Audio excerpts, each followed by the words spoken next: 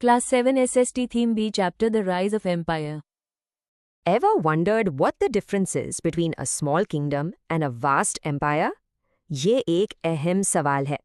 आज हम इस सवाल का जवाब मौर्यन एम्पायर के एग्जाम्पल से बिल्कुल क्लियर कर लेंगे।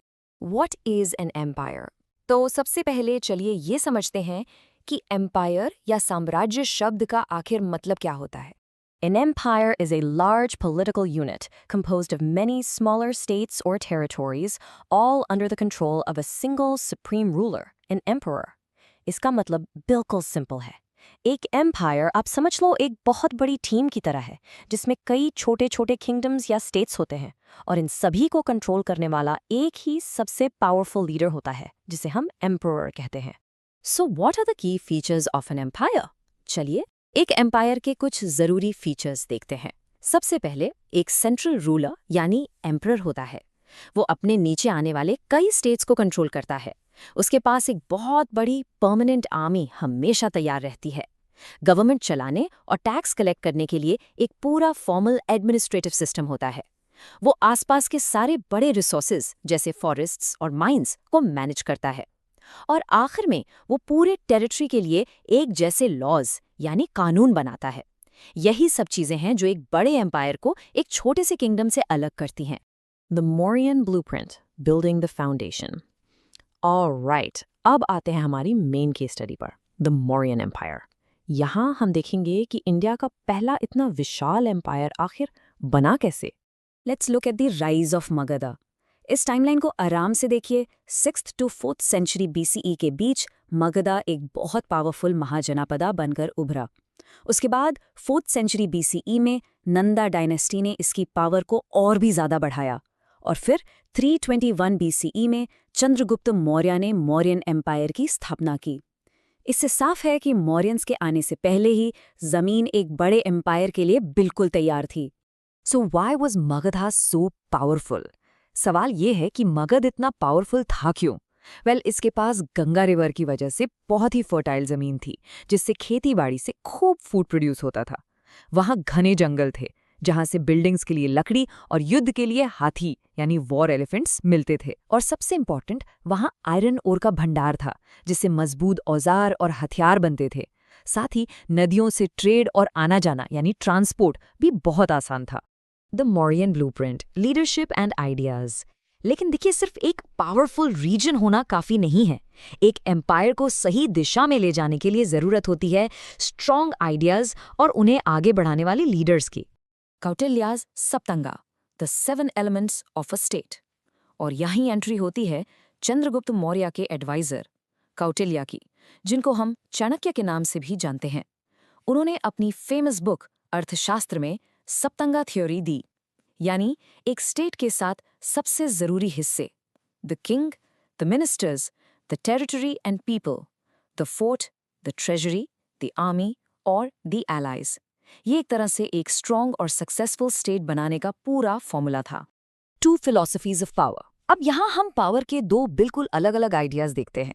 एक तरफ है कौटिल्य का अर्थशास्त्र।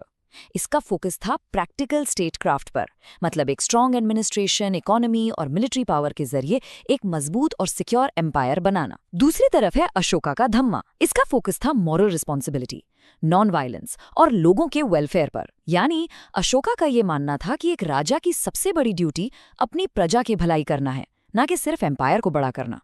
अशोका's मैसेज ऑफ पीस। और इसी सोच ने मौर्यन एम्पायर में एक बहुत बड़ा टर्निंग पॉइंट लाया, कलिंगा वॉर, और उसके बाद एम्परर अशोका का पूरा बदल जाना। After the Kalinga war I felt deep remorse. I have now decided to follow the path of Dhamma, the path of peace and righteousness. Kalinga war में जो इतनी बड़ी तबाही हुई, उसे देखकर अशोका का दिल पूरी तरह बदल गया। उन्होंने फैसला किया कि वो अब कभी युद्ध नहीं करेंगे और उसकी जगह पीस और अच्छाई का मैसेज हर तरफ फैलाएंगे। So how did Ashoka spread his message? उन्होंने अपने मैसेज को दूर दूर तक कैसे पहुंचाया? उन्होंने अपने मैसेजेस को पत्थरों और बड़े बड़े पिलर्स पर लिखवाया, जिन्हें हम एडिक्ट्स कहते हैं। सोच लीजिए, ये उस टाइम के पब्लिक नोटिस बोर्ड्स थे। उन्होंने सिंपल लोकल लैंग्वेज, प्राकृत का इस्तेमाल किया ताकि आम लोग भी उनकी बात समझ सकें। उन्होंने इस काम के लिए स्पेशल ऑफिसर्स भी अपॉइंट किए, जिन्हें धम्मा महामात्रास कहते थे। और यही नहीं, उन्होंने अपने मैसेंजर्स को श्रीलंका और सेंट्रल एशिया जैसे दूर के देशों में भी भेजा। Exam booster and summary. Okay, now पे क्लोज अटेंशन। ये सेक्शन आपके एग्जाम्स के लिए बहुत बहुत इंपॉर्टेंट है। यहाँ हम सारे की टेकअवेज को एक साथ समराइज करेंगे। So a typical exam question might be, what are the major achievements of the Mauryan empire? इस सवाल के लिए आपको बिल्कुल तैयार रहना चाहिए। सो हियर आर द की मौर्यन अचीवमेंट्स। पॉलिटिकल अचीवमेंट था कि उन्होंने पहला पैन इंडियन एम्पायर बनाया, यानी लगभग पूरे इंडिया को एक साथ जोड़ा। एडमिनिस्ट्रेटिव अचीवमेंट था उनका अर्थशास्त्र पर based detailed government system. Philosophical achievement था धम्मा का कॉन्सेप्ट, जिसे उन्होंने स्टेट पॉलिसी बनाया। और आर्ट एंड आर्किटेक्चर में उन्होंने स्तूपास और सारनाथ जैसे शानदार पॉलिश्ड पिलर्स बनवाए। और हाँ, सारनाथ का यही लायन कैपिटल आज हमारे देश का नेशनल एम्ब्लम है। Test your knowledge. चलिए अब एक छोटा सा क्विज हो जाए ताकि आप चेक कर सकें कि आपको कितना समझ आया। Who wrote the Arthashastra, a book on statecraft and governance? The correct answer is Kautilya ya Chanakya. Which war caused Emperor Ashoka to change his policies from conquest to peace? वो कौन सा वॉर था जिसके बाद emperor Ashoka ने जीतने की policy छोड़कर शांति यानी पीस की पॉलिसी अपना ली? Yes, you got it. The Kalinga War. Conclusion. Alright, तो अब आते हैं इस एक्सप्लेनर के एंड पर।